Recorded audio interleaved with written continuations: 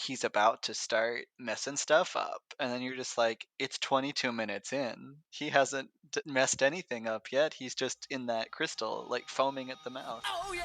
Here's the new villain. We beat the new villain. We move on. Here's the new villain. We beat the new villain. We move on. Here's the new villain. We beat the new villain. We move on. Here's the new villain. We beat the new villain. We move on. Here's the new villain. We beat the new villain. We move on. Run. Welcome to Podages, your friendly 8-legged dog bus companion through the 2020 Digimon Adventure reboot. This week we're discussing episode 49, The God of Evil Descends, Millenniumon. I'm your host, Jack Ruberg, and for my guest this week, I'm excited to welcome back Aaron. Hey, how's it going? And for once, not a surprise Mimi episode. I would argue Mimi was very fundamental in this episode, but It's yeah. true, it was very close. Kind of a Mimi episode. No Rosemon, but very close. So what have you been thinking about the show since you were last on for episode 43? So I liked every episode, but one of the episodes that has occurred. Can you guess what episode I really almost didn't think was essential? I was gonna make a joke about like one of the other ones that was actually amazing, but then I was like, well, none of these I thought were amazing. Is it the Nohamon? So here's the thing. I absolutely adore Nohamon, but I thought the entire episode was pointless. I was just like, Yeah. wow, so this is actually filler, because they're like, what happened? And they're just like, nothing. Haha, just went on a walk. But after seeing that episode, I was just like, wow, Nohamon, like, you're actually a top competitor now for like Digimon I would want as a partner Digimon, because you're just pretty cool. Yeah, I feel conflicted, like, even listening back to myself talk about the Nohamon episode, like, I'm like, I don't think the problem with it was that nothing happened, because, like, I think that's also kind of true of the, like, Jagamon Potato episode. That's true, because like those episodes, nothing technically, I guess, happened, but I really liked the Jagamon Potato episode. So Yeah, I don't, like, I don't know what it is about that episode. I just didn't find super compelling. because, like, it also wasn't that it was unfun. Like, there were fun moments, Yeah. but I don't know, it's weird. It's like breaking my brain trying to articulate what I found hollow about it. Yeah, no, I also liked the Metal Garurumon episode because I was just like, hello, voice actor that I'm very familiar with from Grand Blue Fantasy. How do you do? Oh, yeah, wait, who is Machmon? He is Cease or Seox. Yeah. Sorry, I googled Machmon, and of course, the first thing I find is a professional wrestler, Vince McMahon. Not. Yep, definitely. That's who his voice actor is. Yeah, I feel bad recognizing Grand Blue voice actors because, like, once they fall off like the top 5 most memorable characters, I don't recognize them. So. See, I didn't know any voice actors before Grand Blue, and now I'm just like, thank you, Grand Blue. I might not know your name, but I'm just like, you're said character. And what do you think about last week with Mugendramon? Big dramatic fight. Mugendramon, I thought it was a pretty cool fight. I kind of was getting really like going back to like Yu-Gi-Oh, like the episode where Jonochi gets killed by Merit question mark. Yeah, it had very much that vibe to me. It was very fun. I liked it. I only remember that one because of the like title card, like Junoichi dies. Yeah, I also really liked the Pedal Dramon episode. I was just like, oh, my heartstrings. That one was really good. And then I enjoyed the I Can Be Your Angel or Your Devil Holy Anjaman episode. That one was also great. So honestly, I didn't have any I really disliked. I just wish that I would have felt more strongly about the Nohamon episode besides the fact that I really like Nohamon. I think that was my takeaway from that one. Yeah, maybe Nohamon will come back and be like dramatic big appearance and it'll be amazing. Nohamon is actually Godramon. He was just in disguise. It's not actually Takeru's, Patamon's evolution. No, it's Nohamon. I mean, they say, like, in the analyzer for this episode that Nohamon is actually the crow on the Scarecrow's shoulder, but maybe it's actually a little tiny Godramon inside the Nohamon crow. Or maybe Nohamon will, like, turn into Yatagarasmon or something. So, yeah, who knows? Yay for Digimon Savers. Anyway. Well, all right, let's jump on a Kamonamon and knock some flowers up in the air into this week's episode. Episode 49, The God of Evil Descends, Millenniumon, aka Taichi's voice actor finally gets a vacation day, aka Flower Power, aka the Corsage Entourage. And spoiler policy, like always, we'll be talking about everything in the episode, including the Crunchyroll preview for next week, which title and preview for next week, and also anything in the original adventure and 02. And there's also a strong possibility that the events of last week and this week brings up things from the end of Try, particular chapters 5 and 6. So fair warning if you have not seen the end of Try, but by now, if you listened to last week's episode, you probably know. So this week, a Sephirothmon crystal rises from the water, a cloud continent starts to glow, Sephirothmon forms into a white pseudo-Chimeramon, Yamato, Koshiro, and Sora fly off to stop the resurrection ritual. Joe and Mimi stay behind to keep Takeru and Akari safe. Yamato faces off against a Griffamon, split off from the pseudo Chimeramon, and sends Koshiro and Sora ahead. Tailmon and Gulmon lament how they can't help, and Commandamon cheers them up by kicking up some flowers. Mimi tries to make a corsage, but abandons it to try to cheer up Akari by helping her recall fond memories of Taichi. The rest of the kids hear Mimi's speech, motivating Yamato to deliver the finishing blow to Griffamon, and motivating Koshiro and Sora to, finally get in an attack that does nothing. And then Mimi and Hikari finish their corsages for Taichi and Agumon, but Millenniumon finishes reviving, and Millenniumon starts to absorb all of the data in the area. But the kids see Greymon emerge from a pillar of fire as they get deleted. So yeah, Aaron, what do you think? So first funny realization I had. So several weeks ago when I was looking at the episode titles and I saw Sephirothmon, my brain was dumb and I thought that it was Seraphimon. And so I was just like, this isn't Seraphimon. And I was like, oh, it's Sephirothmon. Oh, I was very wrong. So a couple episodes ago, that was my initial reaction. But no, I liked this episode. I was confused at the end though, because I was just like, oh my god, they're all disappearing, they're all absorbed. No, but I figured it's going to be something like in the original adventure with Apocalypse, where they're all not actually gone. But Yeah, I thought it was a pretty interesting episode overall. I was happy that yet again unintentionally we have a Mimi has a strong presence in an episode that I am here. So it's fate. yeah, you're actually affecting the show by Yeah, having you on the podcast. They exactly. reaches after time, like in Final Fantasy 13 too, where they make the claim that changing the future affects the past, and it's like that doesn't. That's what's happening when you come on the podcast. It affects the show.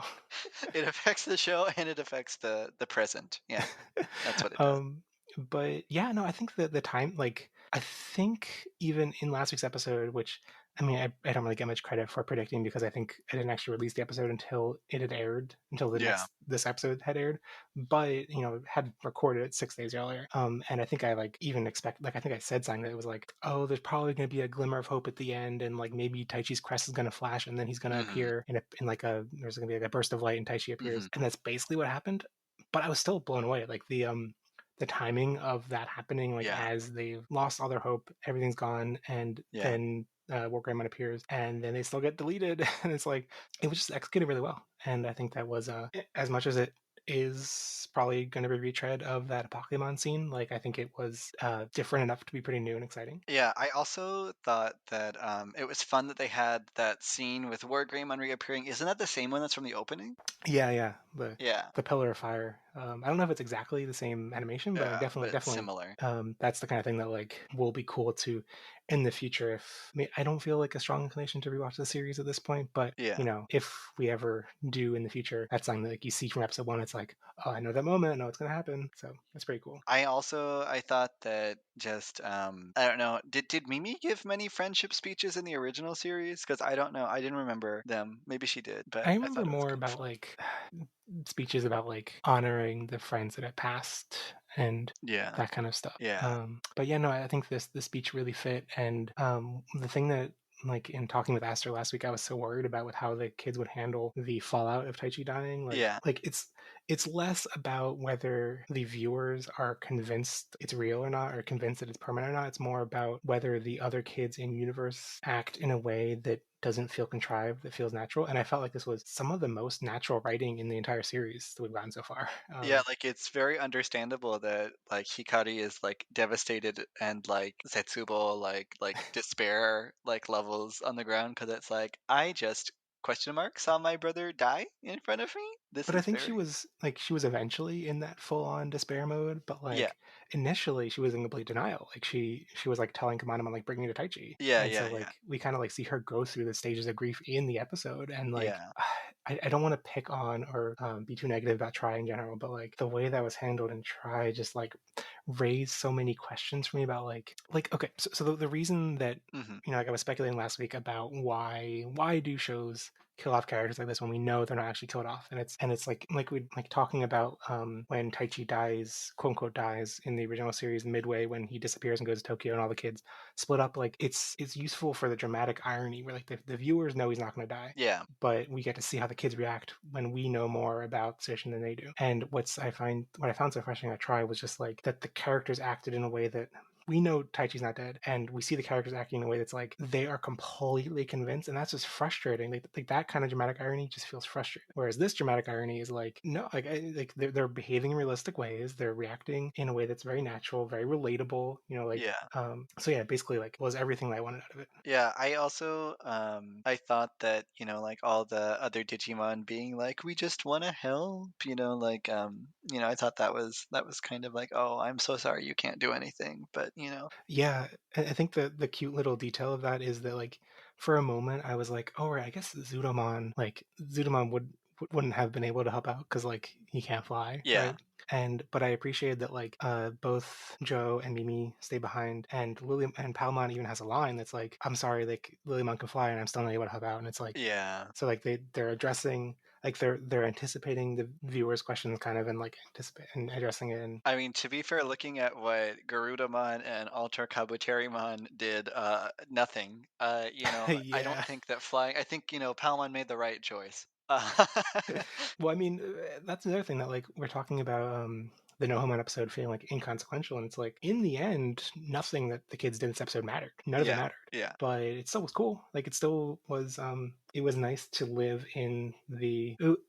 I don't want to say nice to like live in the head space of these kids because they're going through yeah, grief and that sucks. But yeah. like, it I thought was good character writing that was executed well, and that's the best I can hope for. Yeah, I think it kind of like also maybe showed how they're all handling their grief differently. Like, Yamato Mm. very much like, I'm gonna handle my grief by avenging you and like going off and finishing, what you started and making sure Millenniumon doesn't come back, but he does. But then, Mimi and Joe, the more reliable ones, are like, we're gonna watch the youngins because never know what the Vamdamon could do.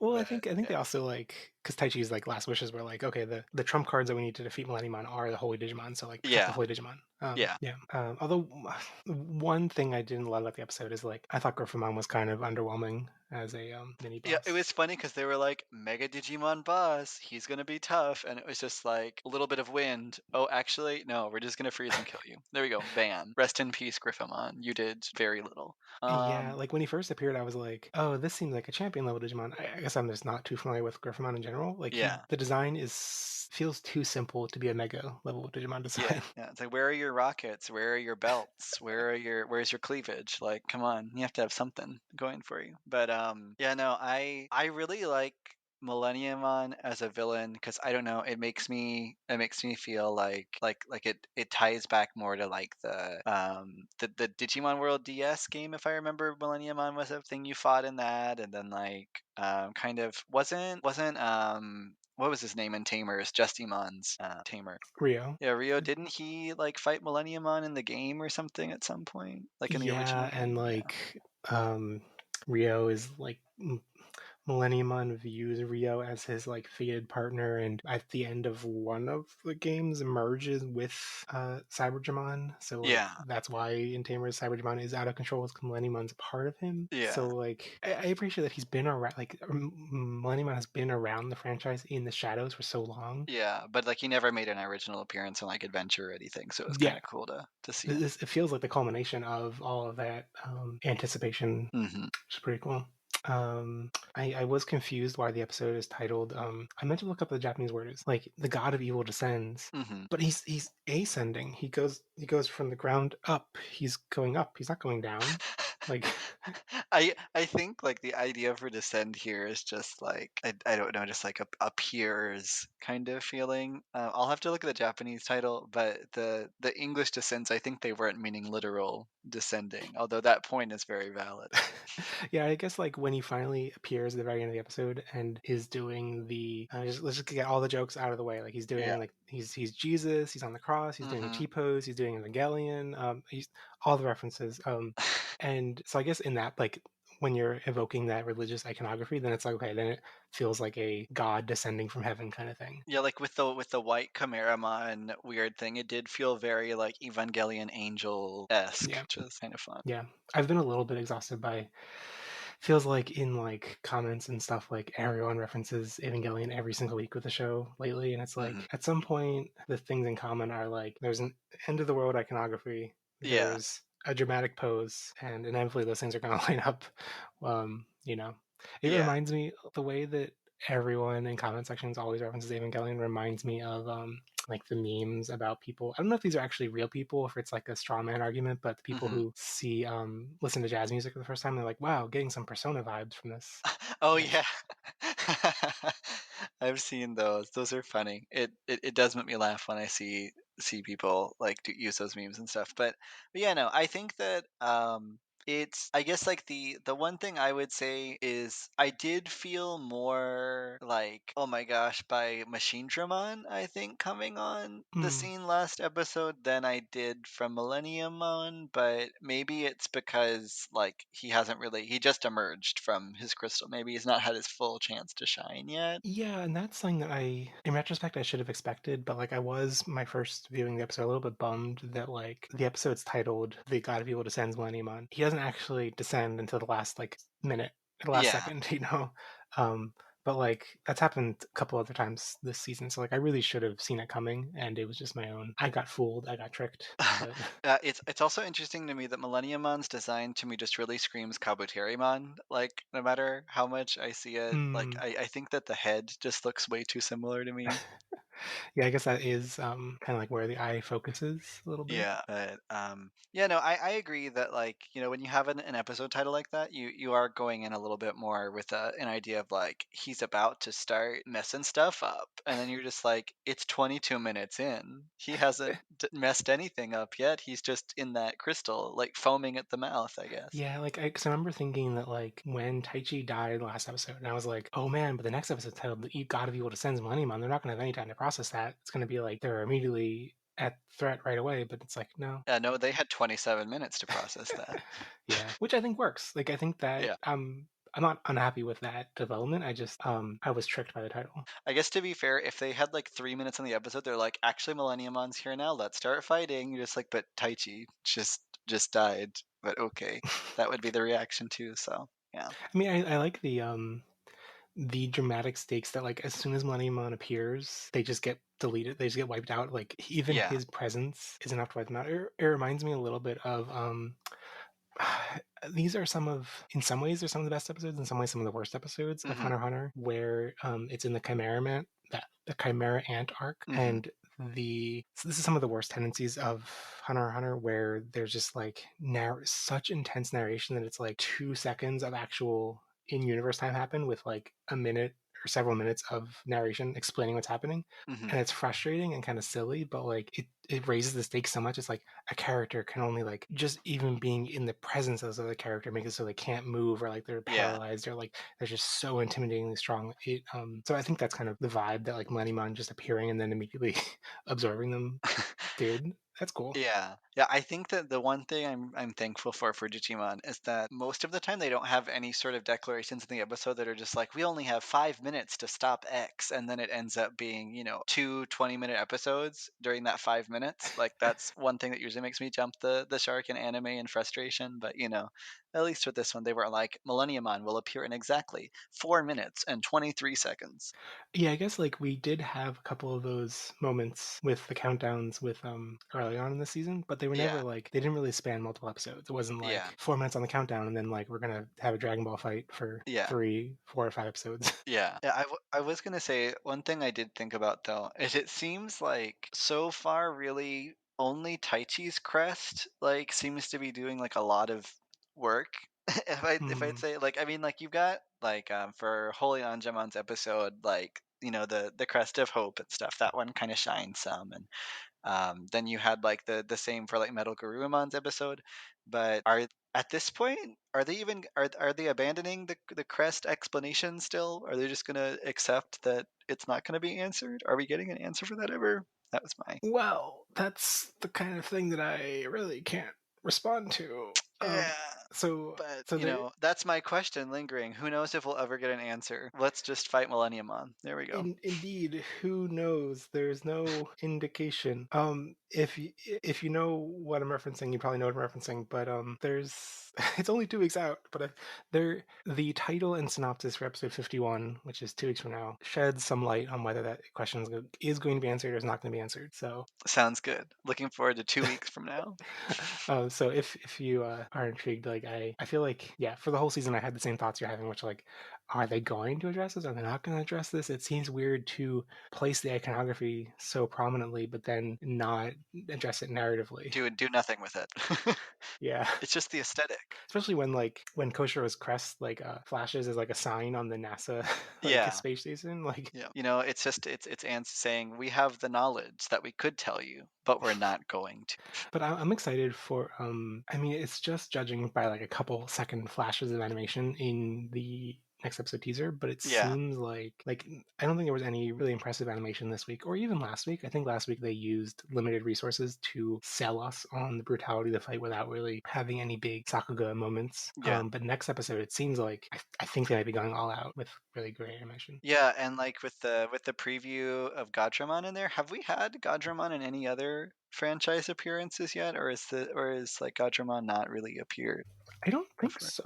Well, I mean, in the anime. In the anime, yeah, that's what I'm referencing. Yeah, I don't think so. I mean, they've been in V-Tamer and they've been in lots of different video games, but it looks like this is the first anime appearance. Yeah, because that clip looked interesting to me. I was also wondering if we're getting Gadramon, does that mean we're going to get Magnadramon too? Okay, that's basically been confirmed. Because Okay. it's not it wasn't in the preview that was included in like the Crunchyroll episode, but Yeah. there is an extended preview that has a clip, and also like Fuji TV is like posting on the website like the screenshot for next week is Gadramon and Okay. Holodramon next to each other. So Okay, well, I feel silly for all of these questions that are just being answered already, but but I think it's really I think Gadramon being added to the mix is a really cool way to like I feel like the debate Ophanimon versus Holodramon arguments before always came Yeah. down to like, is it better that Ophanimon matches Seraphimon, or is it better that Holodramon doesn't match Seraphimon? So Yeah. now I think it's cool that like, okay, now we have two different variants of both of them. Yeah. Yeah. So now like Gadramon and Holodramon work. I think they work well together. And just wait until 10 episodes from now when we have Seraphimon and Ophanimon again. Yeah. Yeah, no, I'm still bummed we've had no Nefertimon, and we have no inclination that we're going to get Nefertimon. I was hoping that she would make an appearance since we had Pegasusmon, but you know, I'll take what I get. I think Nefertimon's one of the silliest Digimon designs in the franchise. How dare you? Sorry. How dare you insult the random Sphinx shooting tombstones? I don't know, Rosetta Stones, but anyway. Yeah, the like, I'm a Sphinx and I'm gonna shoot at Rosetta Stones is, I don't know. I know it's a ridiculous design, but nostalgia, I enjoyed Nefertimon. Even when I appreciate the nostalgia, I still have lingering frustration that in 02, like TK and Kari were like the character that I'm most pumped and excited for, and they have such a backseat role. And like, I think Pegasusmon and Nefertimon are a symbol of that because they just like fly around and do a little noose attack, and I'm like, you could do so much more. So, but you need to teach languages with a $300, $500 piece of software that comes out of Nefertimon. That's true. I mean, that's how they're talking to all the that's how they're talking to all the kids in 02, is they're just using Rosetta Stones. I mean, that's why Nefertimon has been obsoleted by Duolingo. The owl has come and murdered Nefertimon. Are there any owl Digimon? There are, right? There are several owl Digimon. I can't remember the name of the one I'm thinking of right now, but I've got it in my head. I feel like it's a Digimental or something. But wait. When I search owl Digimon, I see Falcomon. Is Falcomon supposed to be an owl? What? With the name Falcomon, that's great. I mean, that's fitting for Digimon, right? That like yeah, have a completely wrong name. But yeah, it looks like there's an armor Arumon, which sounds like it should be based on like gold. But oh, that's just I see. That's supposed to be Almon in Japanese, but they just mistranscribed to Arumon. Oh, okay. Yeah, my my Yu-Gi-Oh bias, you know, aside, I liked Harpymon as well, but you know, Harpymon's not an owl. Well, okay, let's get into some 3 reviews. So first off, Yoshiman400 on Reddit said, "Goggles are immortal." They are. Yeah, Goggles. If you don't have Goggles, who is the shonen protagonist? And that's why Commandamon has survived so long, because he basically has goggles. So yeah, no, he is the eternal like Gogglemon. Anyway, at Oryuken Alphamon, now they're dead? Question mark. Too bad. End of the show. Last episode.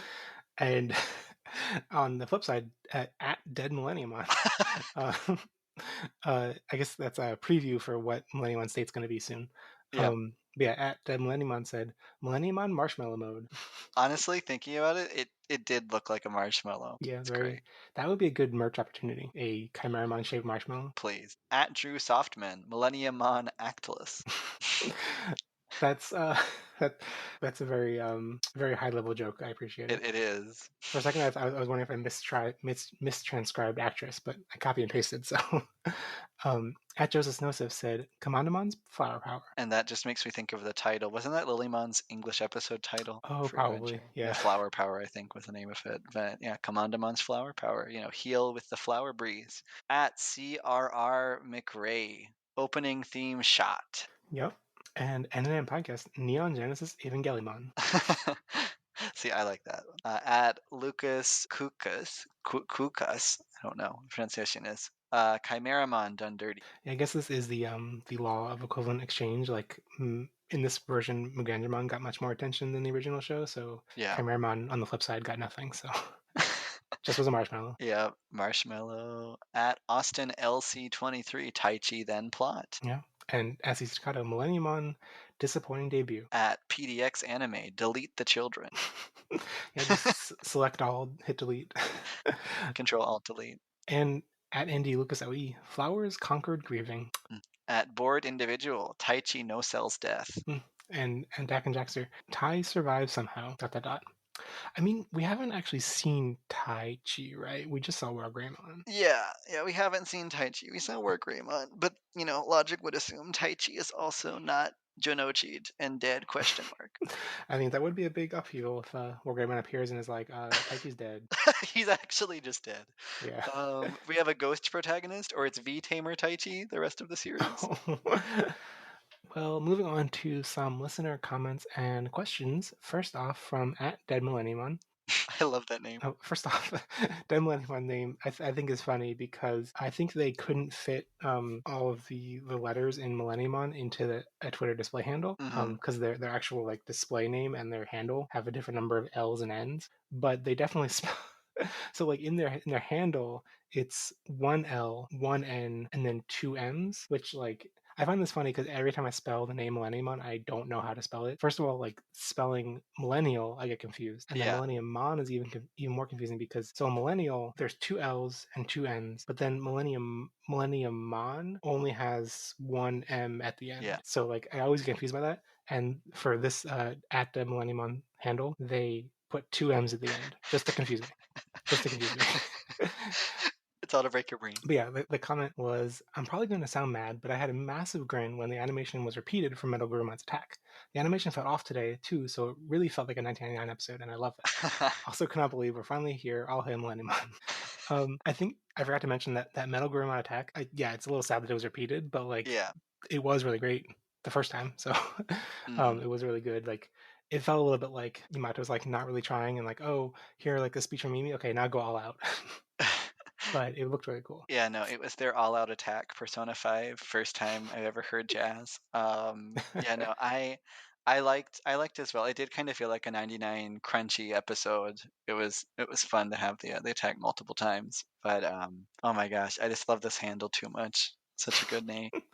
But yeah, I think it is. I was thinking of this recently because on last week's episode of Lost in Translation, they were talking about how in the last week's episode, in the recap at the beginning, showing animation from the full stretch of the show was kind of weird because it's like animation quality has diverged or like has gone through so many ups and downs. Like the first couple episodes were like so consistently fleshed out, and then it like when they first appear in the digital world, it's like so like less animation but like really grand shots of like the digital world and the grandeur. And then recently it's just been like feels a lot more phoned in, and it's weird to see those all side by side.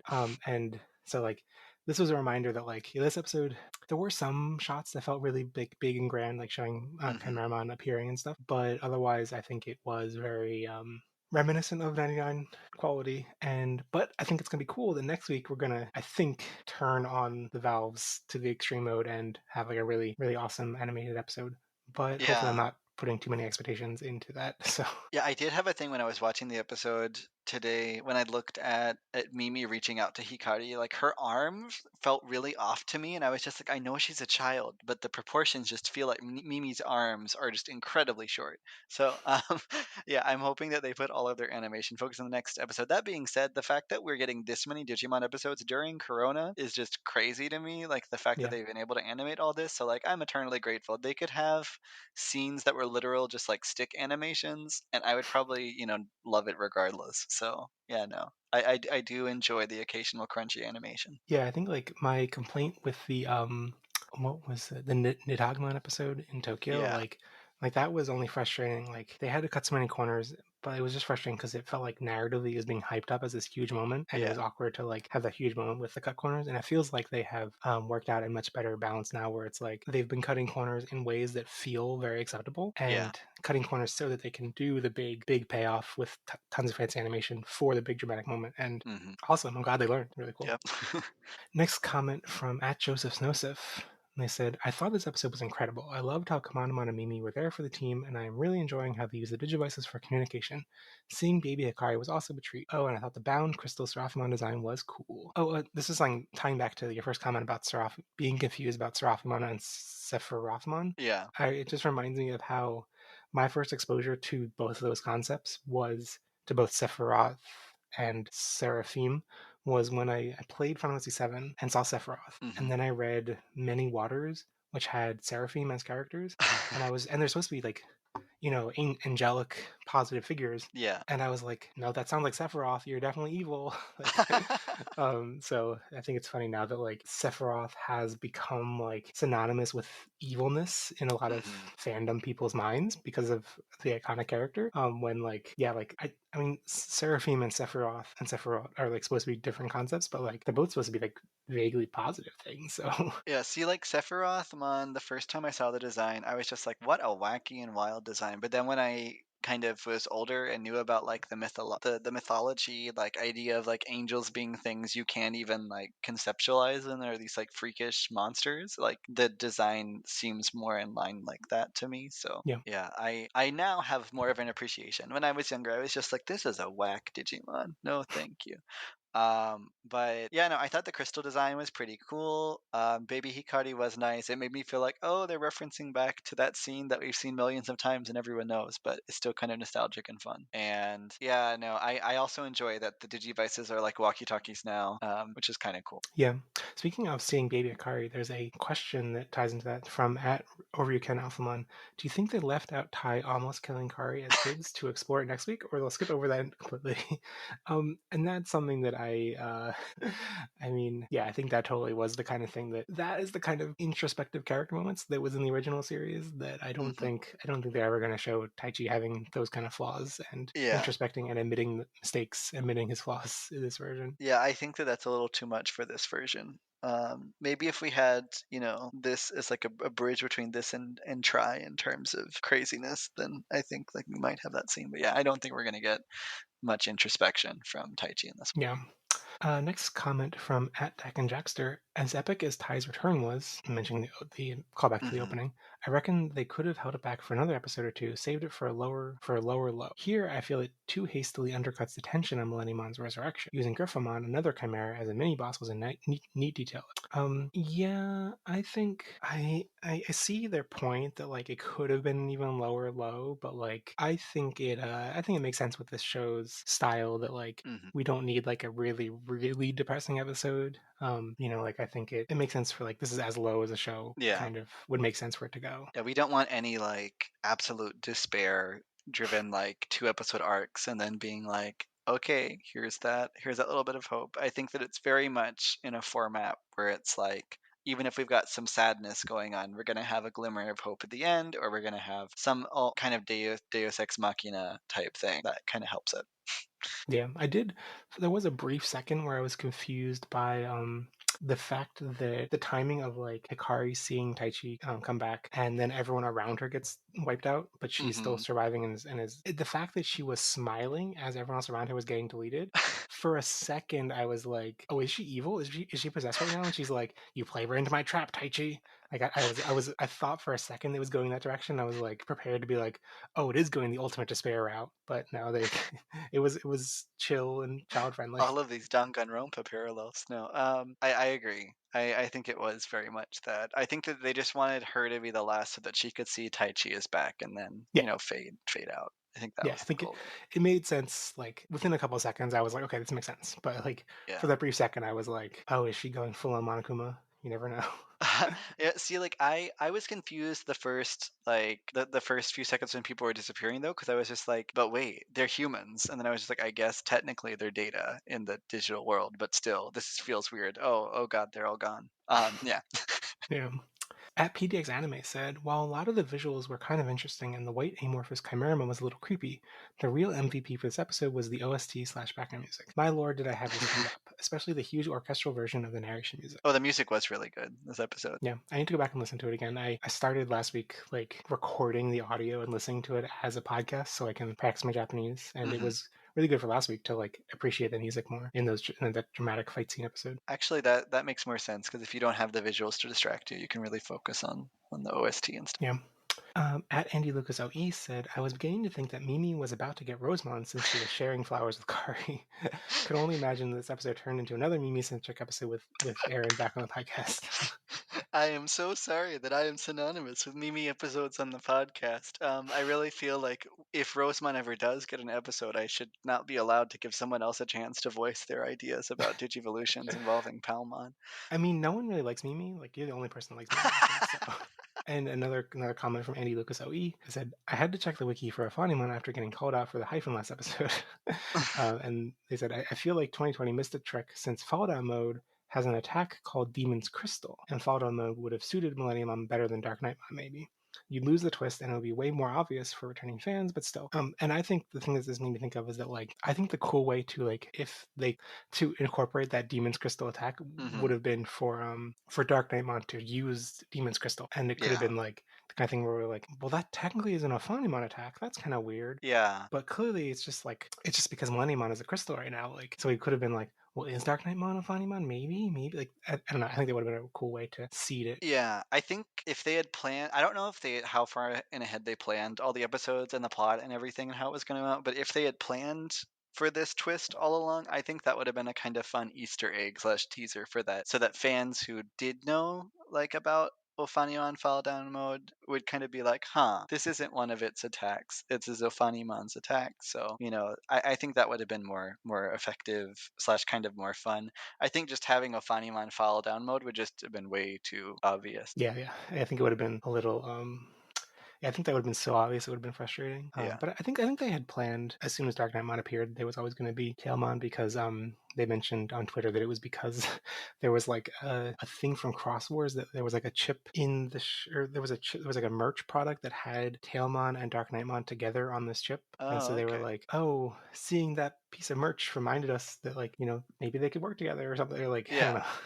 So I think they always had that in mind, but it's such a weird reason to tie that in. I still feel like that connection, that reveal was a little shallow in the end because it's just like Tailmon was not a character, and then suddenly Tailmon was a character. Yeah, So like honestly, when I watched that episode with the reveal the first time, I thought that Tailmon was just trapped inside Dark Knightmon. I didn't realize that it yeah, was, I mean, I feel that was like given the actual text of the show, like that's debatably still a correct interpretation. So yeah. the only thing that contradicts it is the like recap a couple episodes later that said the opposite. So Yeah. yeah. And at Karasu Nue, I'm not sure if I'm pronouncing that right, they said this episode was creepy and reminded them of Berserk. And just Berserk. wanted to mention that because the sad, unfortunate passing this week of the Berserk author, Yeah. which is, Mira. yeah, is very unfortunate. And they were very young, only like 54, I think, and Yeah. one of the most influential manga artists. I have not personally read Berserk yet, but it was something that I always felt like was always there for me to Hmm. get to, and it still always is there. But like the fact that it had been running for like 30 years, I think, Yeah. Yeah, it no, started it in '90. definitely was something that was very impactful. And I haven't read much of it either, but I don't know. It was like that you were saying, something that's been there and that kind of felt like a given. So it's just kind of sad that I mean it's sad that he passed away. But yeah, I don't know. It was very I don't know enough about Berserk to comment on if this episode was very berserky, but Yeah, I feel like Digimon in general is not the most Berserk influenced. Like it's a little bit more the Berserk side a little more gritty than it really yeah. fits Digimon, but like it's certainly influenced so many things. Like I mean, who knows? Maybe if we get a tamer sequel from this year's Digimon Fest, mm. maybe it'll be Berserk influence this time. Yeah. I mean, I've been seeing though, like in Final Fantasy 14, all the tributes people have been doing with the like Yeah. Dark Knight, because Dark Knight's very, as a concept, is very influenced by Berserk and stuff. And Hmm. I think the thing I've been most like emotionally moved by seeing people talk about Berserk is that like every person that's been like sharing their most their favorite spread or like the piece of Berserk that they think is like the best artwork, they've all been so different. And it's like normally for a series, like there's one iconic page that like that's the one that Yeah. everyone refers to, but like for Berserk, it's like there's so many different things and everyone has their own. It's just the work is just so big and comprehensive. Yeah, their own takeaway, their own like favorite moment. Yeah, and for a series that like has a reputation for being very dark, I think there are lots of moments of hope in that Hmm. people take away from it. So it's very sad, and I know that that's like a even someone like me has not read Berserk. I think I've read several artists that they themselves have been influenced by Yeah, Berserk. So exactly. yeah, so very unfortunate. And I think one takeaway to have is that the way that a lot of manga fans act when creators go on hiatus, like a lot of manga artists go on hiatus because making manga that is so amazing like Berserk was is very grueling and is Hmm. very demanding of their health. And I just wish fans were more empathetic when creators took time off, like the Hunter x Hunter creator who has like severe chronic back pain, Hmm. and people just joke about like, oh, it's hiatus, like, and it's like, Or like people joking about D. Grayman's creator, like having to go from, the weekly serials to like the twice a year, mm, because of her health problems. But yeah, no, I honestly think that society we just tend to be like, I want it now, give it to me now. And if we think about the standard that these mangakas are having to live through to make the work, I honestly think like it would be healthier to have it twice a month or something. I don't yeah. know, rather than each week. Yeah, and I hope there's change on that front because it's not right that when like people get like to spend their life energy basically to make these series for us. And yeah, well, on a lighter note, at Andy Lucas at We asked, a great episode. I love that Ty was gone and we got some scenes with the others faltering emotionally. How does this compare to other Ty is gone episodes/movies? Hopefully Ty's return next episode hits as hard as Try Chapter 6. I just hope he and Matt don't kill Millenniumon alone. I don't think there's a chance of them killing Millenniumon alone because of all the hype they put into like the Holy Digimon being Yeah. the most important factors in this, and the fact that we got the screenshot of Holy Digimon and Godrimon. But it's possible they just appear to buff Tai and Matt, which there is a precedent for that. I hope it's not that though. I mean, with the original adventure with the buffing Tai and Matt, with Anjumon and Anjumon in the first place to get to War Greymon and Metal Garurumon. Yeah. Yeah, I'm hoping that it's not a thing that it's like the Holy Digimon appear, they buff Omegamon, and he gets Holy Omegamon form or something, and then defeats Millenniumon, or like all the other kids are just like, hey, use our Digimon's power. I don't know. I want other people to have a chance to shine as well. I get that. I do think that the finishing blow will most definitely be hit by Omegamon, in my opinion, or Greymon and Metal Garurumon. But we might get some assists. Maybe it'll be like baton touch style. I think I would be excited by anything beyond the Omegamon we've seen already. So like if it is like a wholly Omegamon variant, I would Yeah. be pleased by that just because like I feel like we've seen Omegamon so many times, and if they still expect that to be a big deal, Yeah. sorry, it's not. Oh wait, actually, it's Dukemon. We're gonna have Dukemon appear out of nowhere. Yep, Dukemon saves the day. Why Dukemon? I don't know because he has that cool like winged holy form. Oh yeah. That's why. That's right. I mean, if Dukemon appears and is like, "Hey guys, the Royal Knights are here to save the day," I think the fandom would revolt. I mean, I don't know. Actually, I'm not sure what the. I feel like when Try was airing, the Yeah. barometer I had in the fandom was like, everyone hated the Royal Knights. If the Royal Knights appear one more time, they're gonna riot. I'm not sure Yeah. how people feel about that nowadays. Maybe enough time has passed. I'm not sure either. I think that one of the things about Try was I had assumed we were gonna have like big Royal Knight presence, and we didn't. So that was kind of disappointing to me. Yeah, I mean, it's weird because like so many of the components were on the table. Yeah. Like at the point where it's like Alphamon, Jessmon, Imperial Jamon. Well, I guess, Yeah. sorry, Imperial Jamon wasn't there because 02 kids don't matter apparently. But Omegamon. Yeah.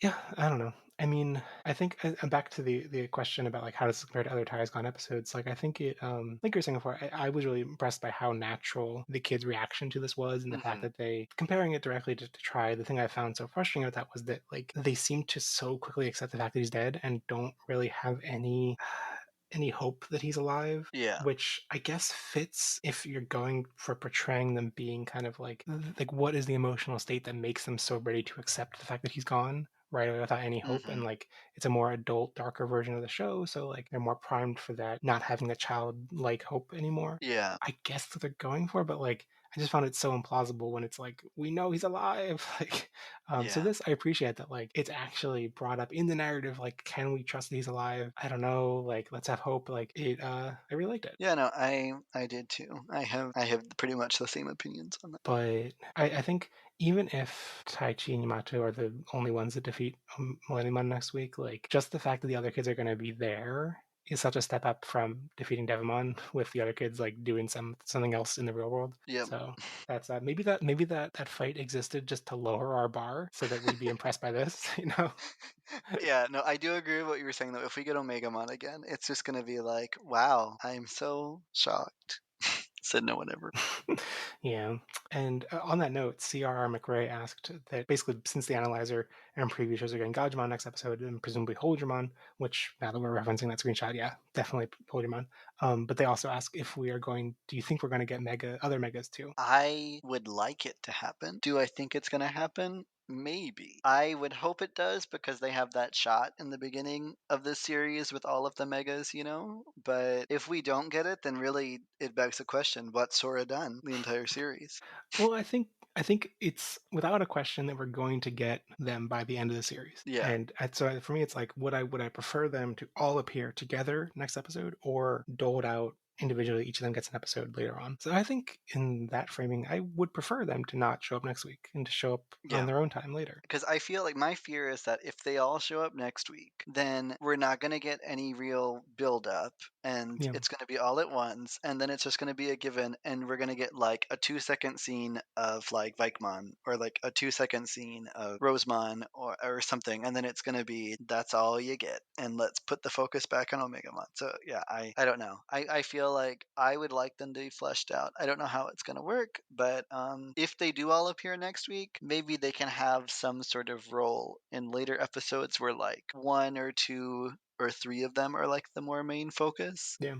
I mean, I am worried that that key art for like the second half of the series that shows that like showed off all the megas and has like Holy Dramon at the top and Yeah. Gajimon in the background. Yeah. My concern with that poster, that key art, is that like the megas like Rosemon and Vikemon are like tiny. Like Rosemon is like the smallest dot in that Yeah. artwork. So I'm like, the fact that makes me think that they're going to show up next week and just be like, oh, we're all here and not important, you know. Yeah. But I hope not, you know. Maybe they're like, my other hope is that they're tiny because they're going to be later in the show, but I don't know. Fingers crossed. Okay, so last question from at Unamused Marquee. We're almost at the 50 episode point where most Digimon series usually end. While Cullen won't finish up for another 16 episodes, and I'll just add that presumably, we still don't know for sure, but probably.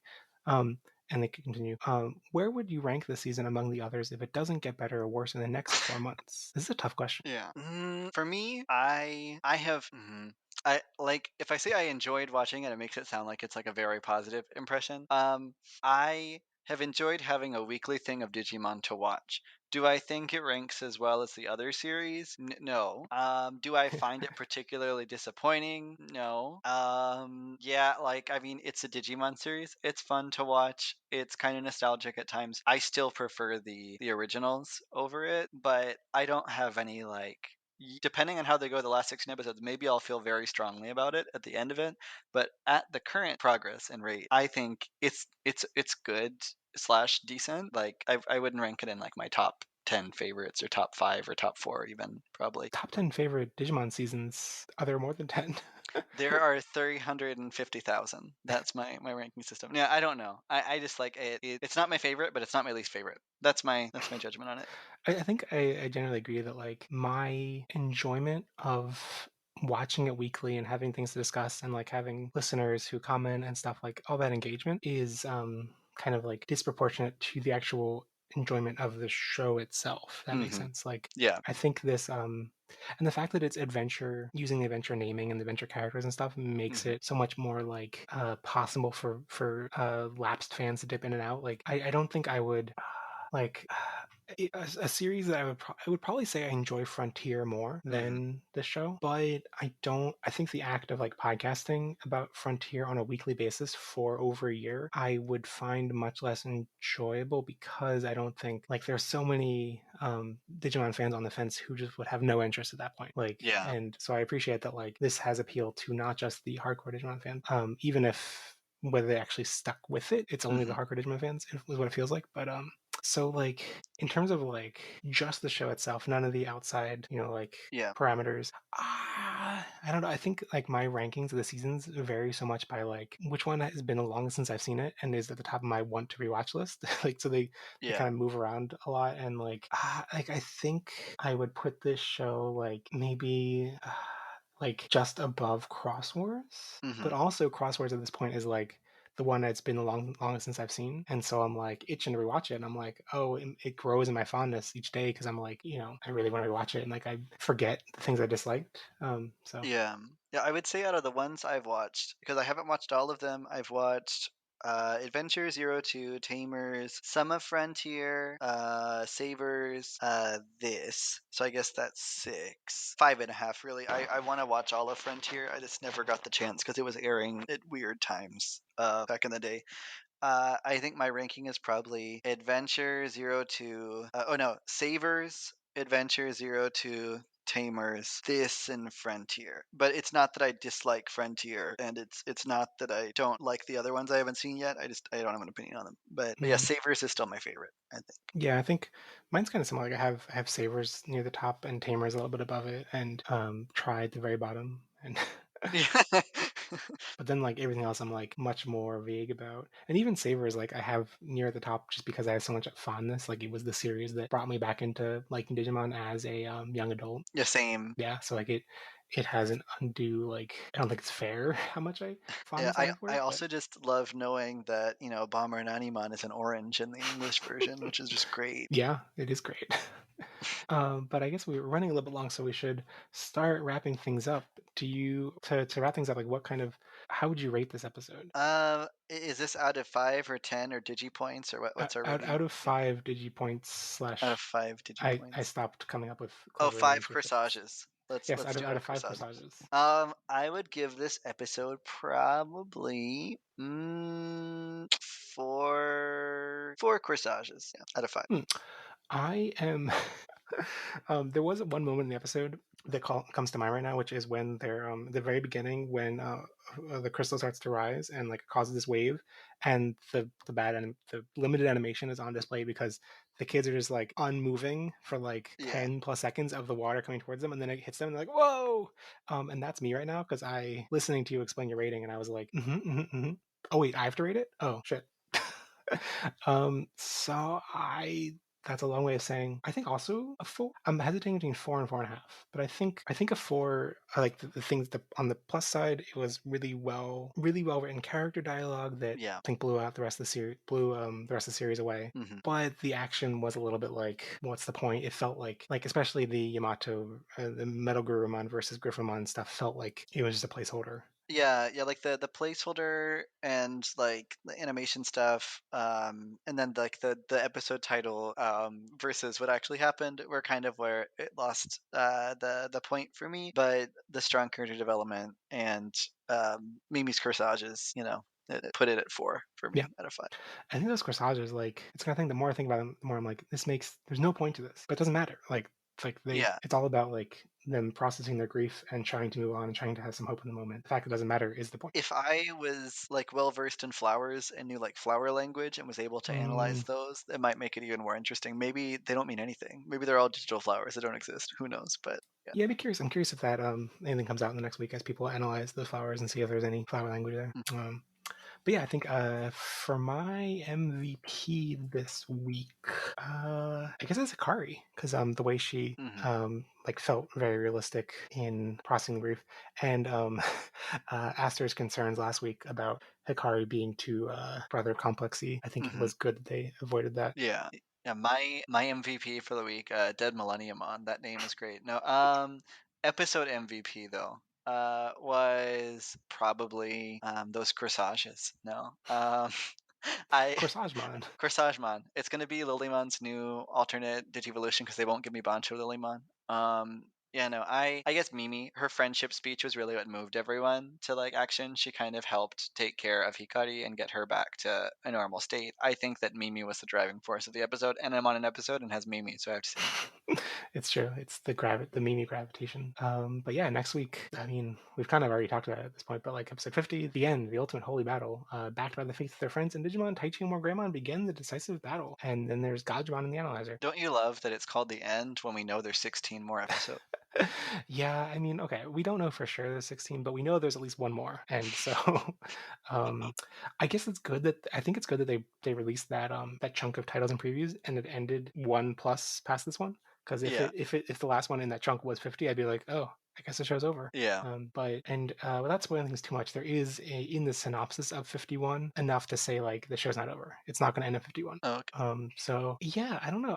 I think I was when I first saw these title dumps a couple weeks ago, I was a bit bummed that like it seemed like the structure was Millenniumon appears and then next episode Millenniumon's defeated. I was like, really? He's been this huge threat and he got defeated so quickly. Like even Devimon had like one episode they fought Devimon, then they fought Neo Devimon, then they fought Dun Devimon. But I don't know, seeing how What are they gonna do if when Millenniumon's gone? Is my question. I guess that's something I could get by reading summaries, but I'm just curious. I have no idea. I mean, even reading summaries, I have no idea. But yeah, I think like what we see in the animation next week, I think it's gonna. I'm hoping that the all-out animation spectacle is gonna be enough to sell the fact that they defeat him in one episode. Mhm. Hopefully. Fingers crossed. Yeah. So before we close out the show, Aaron, do you have any piece of media you want to recommend to listeners? Yeah, since June, end of May, question mark, is Pride Month. I was going to recommend there's been a recent publication of the English version of a Pixiv comic called I Think Our Son is Gay by Okura, and it's really good. You can get it at local booksellers or as an ebook on several different sites or formats, I guess. But yeah, no, I really liked it. I finished it yesterday. It's a really quick read. It's like 150 pages or so, but if you want a cute web comic, then that's my recommendation. That sounds really cool. I've been meaning to check it out, so I'm excited to get to that. Okay, so I'm going to recommend a show called Search Party that doesn't really fit very well with the Pride Month theme, but is otherwise a really good show about, I'd say like in a sentence, it's about millennial ennui. I don't think that's the right way of pronouncing that. Ennui. Basically like being in your mid-20s and not knowing what to do with life. And it kind of, in each season kind of has like a different, the plot events happen, enough plot events happen that each season is kind of like completely different things happening. And it starts off being more like following millennials in their 20s who don't know what they want to do with life, and then gets more like the events are much more dramatic, and that is much more of a, so that becomes more of like a metaphor for what they're going through. But overall, each season is really good, and it is kind of like a dark comedy because I mean the premise of the first season is that it's they put together a search party to find a friend they had in college who's gone missing, and so like it's already starting off with like a topic that's fairly dark, but it still balances the comedy pretty well, and it's like the kind of topic that I would think would be depressing to watch, but still has enough levity that it's pretty fun, and it goes to even darker places while still being comedic, which is admirable. Yeah, sounds good. I'll have to check it out. Yeah, and it has has queer characters who are not represented in the best light in a good way. That like we've reached a point in society where like they aren't just represented as Pure, positive. Yeah. No, you need characters of all identities that are multifaceted and not cardboard cutouts or holy figures. Yeah, unlike the Holy Digimon. Unlike the Holy Digimon can do no wrong. But yeah, I guess that brings us to the end of the show. This episode of Podages was brought to you by Corsages, because you never know when you may need to inspire and motivate your friends, even if inspiring any hope is meaningless because it's the eve of the world's destruction and you're about to get deleted and you're ultimately only useful to stall while the main character takes a nap backstage.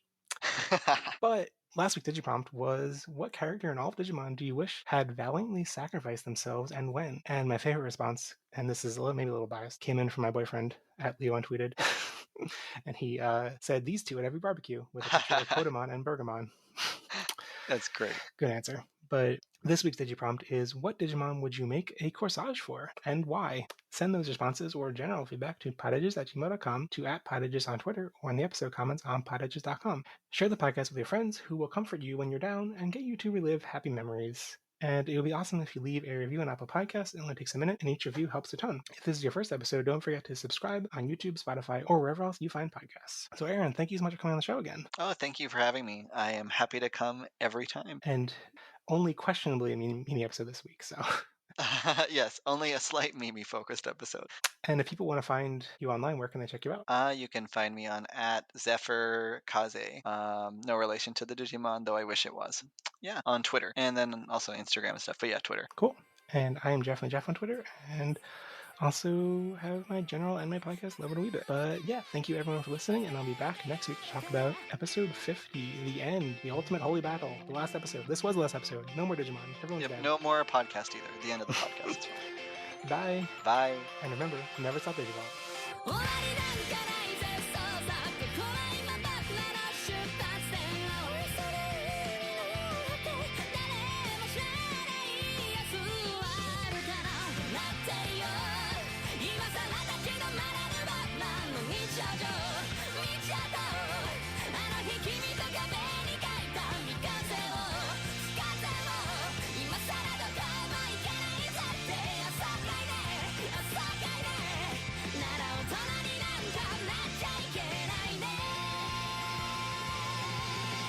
I was going to say, what's the synopsis for episode 51 or whatever that hints that the crests are actually going to... Oh yeah, so like there's a link to that at the bottom of the outline. Oh, but okay. The one sentence in 51 is like, the last sentence is, so like they find a secret room that's engraved with the 8 crests and learn of the even further duties that the chosen children bear. Oh, okay. So like if it weren't for that one sentence, I would have been worried that like maybe they defeat Millenniumon next episode, and then there's like one episode where they learn about the crest, and then that's the end of the show. But I just honestly though, like, why do they have the main bad guy defeated, like, and they have the end, and they're just like, just kidding, are they gonna have a new main bad guy? I don't know. I mean, like, I think that might make sense given how, well, I don't know, because like the way everything's been leading up to Millenniumon has been like it's just a past repeating. And I could see Yeah. a lot of merit in like developing the story beyond that, like Yeah. not just fulfilling the prophecy of the past and like resolving this lingering bad guy, but like also a new bad guy that. But I don't feel like they've laid any groundwork for like there to be someone to pop up. Because like Devimon also is like, he's just part of Anjumon, so that has kind of been squashed. Like he's just inside of him, and now his arm, and like I guess it makes sense with how, we had Venom Iotismon, and then we had the Dark Masters after that. But I mean calling back to that, like I don't love how that stuff came out of nowhere. Like yeah, I feel like in all of the adventure media since then, like the novel and the game and stuff, I think they've always been more explicitly tying those threads together, like talking about how the Dark Masters were actually giving commands to Devimon, Edamon, and Myotismon and stuff. Yeah. So like it seems like a shame to in this new version to I liked how when they defeated Devimon there was that crystal left over, and Dark Knightmon was there, and like so like things tied through to the next thing. And I feel like what I would expect from a normal show, even maybe a more recent Digimon season, is that like one of the characters they met along the way to be the new bad guy that like takes over the mantle or something. Yeah. But like there's been nothing like that. I could even fit that. What if the new big baddie is that dumb named Digimon that never appeared after like the 5th episode? The bird. Oh, the Algamon? No, not Algamon. The little like bat looking. Oh, the Soundbird one that you hated. Soundbirdramon. It's Soundbirdramon. Oh yeah, like just like they were lurking the entire time. Like yeah, they were actually part of Yggdrasilmon, because we need Yggdrasil again. Yeah. Are you sure you don't want more Yggdrasil with your Digimon? I mean, it's a name that's hard to pronounce. It must be cool. It must be exciting. I honestly don't understand what Japan loves about Yggdrasil so much. It's in everything. Everything is Yggdrasil. I wonder if like the fascination in Japanese, and you know much more about like Japanese language and Japanese culture, but like I wonder if some of the fascination is like that you would write it out in katakana, and then like you find out that the Romaji, like the romanized spelling, is with a Y, and it's like, Whoa, I never would expect there to be a Y there. Yeah, yeah. I don't know. It's like that being said, obviously I like, Iggy in Grand Blue because she's cute. But like I don't know. It just feels like Digimon has gotten to this point where they're just like, do you want to know who the bad guy is? It's Yggdrasil. It's just like